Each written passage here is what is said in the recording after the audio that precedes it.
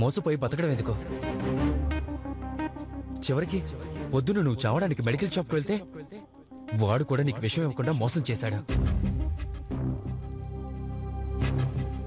కాబట్టి ఈసారి చావడానికి కూడా వాణ్ణి వీణ్ణి నమ్ముకోకుండా నీ చావేదో నువ్వే చావు. నేను చావను. చావకుండా ఏం చేస్తావురా?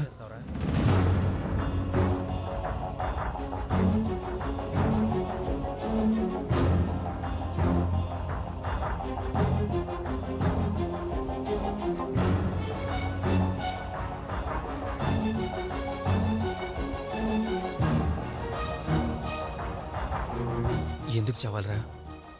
నేనెందుకు చావాలి? నాకు కావాల్సింది నేను దక్కించుకుంటానా? ఎలా దక్కించుకుంటావు? అది వాణ్ణి లవ్ చేస్తుంటే, కానీ వాడు రేవతిని లవ్ చేయడం లేదు.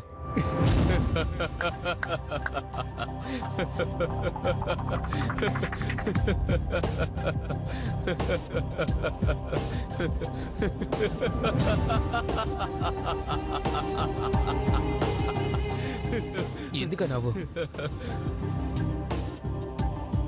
రేవతిని నేను ఎప్పుడు ప్రేమిస్తూనే ఉంటానా?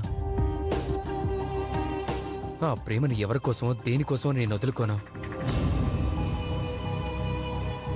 చివరికి గౌతమ్ రేవతిని ఇష్టపడ్డా సరే రేవతిని వదులుకోను.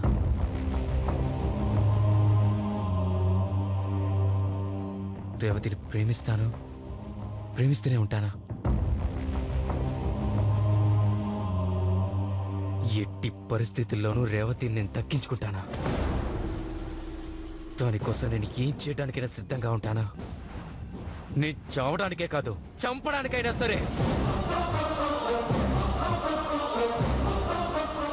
నాకు కావాల్సింది రేవతి. రేవతి నాది.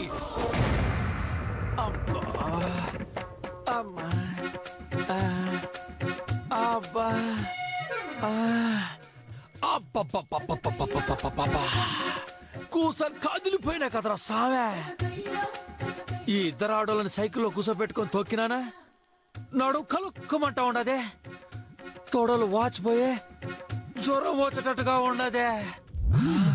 ఇద్దరు ఆడోళ్ళకని మామూలు బరువులేరా సామే.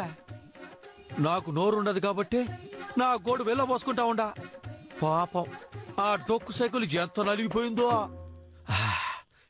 అట్ట కాదులా గానీ సీసాల సుఖ కడుపులోకి పోతే గానీ ఆ నొప్పులు పోవా. 2 పెగ్గులేద్దాం.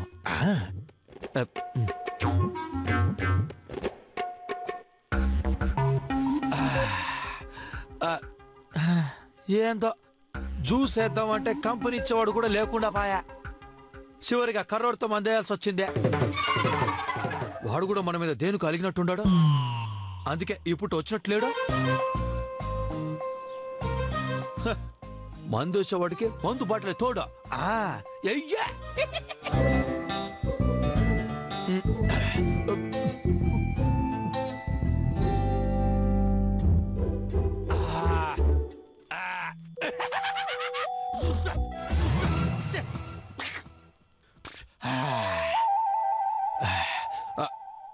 అవునా? ఈ ఎర్రడు గుళ్ళో నుంచే దేవుడు మాయమైపోయినాడు. చెప్ప పెట్టకుండా మాయపోయినాడా? కనీసం రేవత్తో మాట్లాడిన డీటెయిల్ కూడా చెప్పలేదా? ఫోన్ చేసి కనుక్కుందామా? ఆడిది.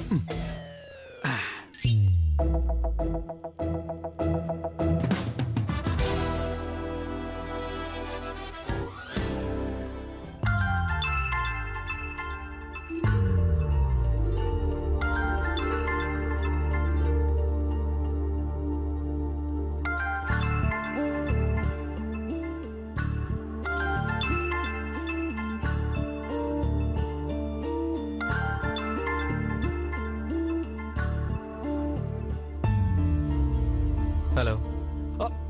హలో ఎదురా. హలో ఏదవనాయాలా? ఎవడ పరాయుడు ఫోన్ చేసాడు హలో అంటావా? చెప్పు. ఈ ముక్కని తిట్టక ముందు చెప్పుండాలా. సరే చెప్పు. చెప్పాల్సింది నేను కాదురా, నువ్వురా అడ్డగాడిదే. గుళ్ళో నుంచి చెప్పకుండా చంపైపోయిండవా?